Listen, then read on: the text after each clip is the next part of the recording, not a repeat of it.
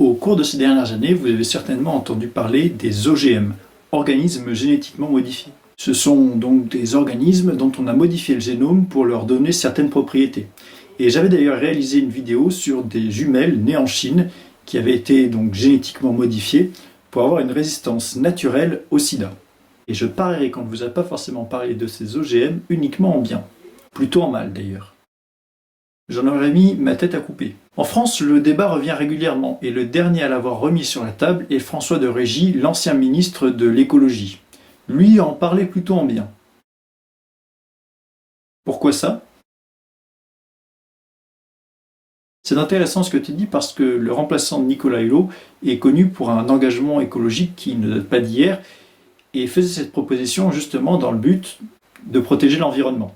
Dans ma dernière vidéo que je vous mets ici, je vous disais justement que l'agriculture avait besoin de se réinventer, simplement parce que c'était un gros producteur de CO2, ça a posé d'importants problèmes éthiques, et aussi parce que la population mondiale était appelée à beaucoup augmenter, notamment en Afrique, où les terres ne sont, disons, pas des plus fertiles. Et pourtant, malgré les promesses de leurs défenseurs, les OGM ne cessent d'inquiéter, en France et en Europe.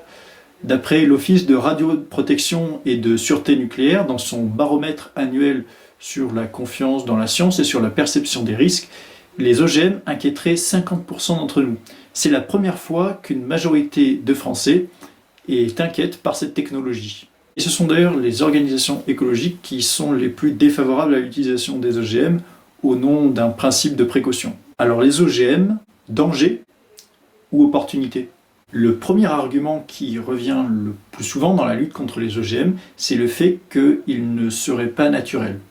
Bon, déjà, c'est assez surprenant que des associations qui se disent progressistes nient ainsi le progrès et la science. Mais passons. C'est un argument qui est appelé appel à la nature.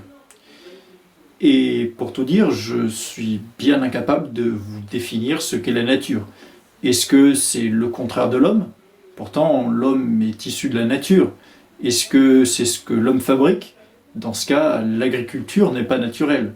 Qu'est-ce que la nature? Est une question qui fait l'objet certainement de nombreuses dissertations de philosophie et de tests très compliqués. Et pourtant, nous n'avons toujours pas de réponse. D'ailleurs, le téléphone sur lequel vous regardez cette vidéo ou l'immeuble dans lequel vous les habitez ne sont pas naturels. Le supermarché dans lequel vous faites vos courses le samedi n'a rien de naturel lui aussi. Bref. Les OGM ne sont peut-être pas naturels, si bien qu'on sache ce que veut dire ce mot. Et alors, depuis le début de l'agriculture, l'homme ne fait que sélectionner génétiquement les plantes qui ont les meilleures propriétés, nutritives ou esthétiques pour lui. Et puis, la nature de l'homme n'est-elle pas de créer, d'inventer, de résoudre des problèmes? Vous avez 4 heures.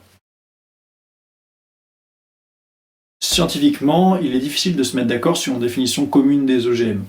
La Commission européenne a pourtant sa petite idée et est considérée en Europe comme OGM un organisme, à l'exception des êtres humains, dont on a modifié le génome par des techniques non naturelles. Plus simplement, c'est lorsqu'on a modifié les gènes d'un être vivant par des techniques de génie génétique en laboratoire. Et cela est utile dans plein de domaines. On peut bien sûr rendre les plantes résistantes à certaines maladies, fabriquer de l'insuline pour les diabétiques, ou même créer des arbres ou des bactéries qui dépolluent l'environnement. La technique la plus simple est appelée transgénèse. On transfère des gènes existants dans d'autres espèces dans le génome d'une autre espèce. Cela permet de lui donner les propriétés de la première espèce. En agriculture, la propriété la plus intéressante est dite Bt, pour Bacilla thuringiensis, la bactérie de Thuringe. Elle permet aux plantes de produire un insecticide naturel grâce au code génétique de cette bactérie. Bon, il est temps de passer à l'autre argument contre les OGM, et c'est le fait qu'il serait un danger pour la nature et la biodiversité. Et oui, les plantes interagissent entre elles, le pollen se propage, les graines se répandent, et cela est vrai pour toutes les cultures.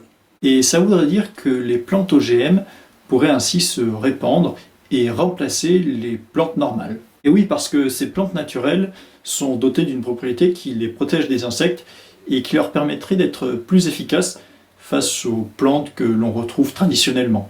En plus de ça, les OGM modifient le comportement de certains animaux. On a remarqué que le papillon monarque avait un comportement étrange lorsqu'il en consommait régulièrement. Mais des solutions existent. Les opposants aux OGM avancent ces arguments pour justifier toute interdiction de cette forme d'agriculture en négligeant les avantages, et notamment les avantages pour l'environnement. La première solution, c'est l'agriculture hydroponique. Je vous en ai parlé dans ma dernière vidéo, que je vous mets ici, et qui permet de cultiver les plantes hors sol, par exemple dans un immeuble. Et là, elles ne peuvent pas trop se répandre parce qu'il n'y a pas d'interaction avec le milieu extérieur. Mais il existe une solution bien plus simple, c'est la technique des bancs de refuge. Oui, exactement. C'est une zone où on ne plante que des plantes non génétiquement modifiées et qui ne sont pas traitées avec des insecticides. Les insectes y vivent tranquillement et n'iront donc pas se nourrir dans le champ génétiquement modifié. Ça permet de limiter fortement la propagation de ces plantes, mais aussi de protéger la population d'insectes et de ne pas réduire la biodiversité. Il existe d'autres solutions que je vous mets en description.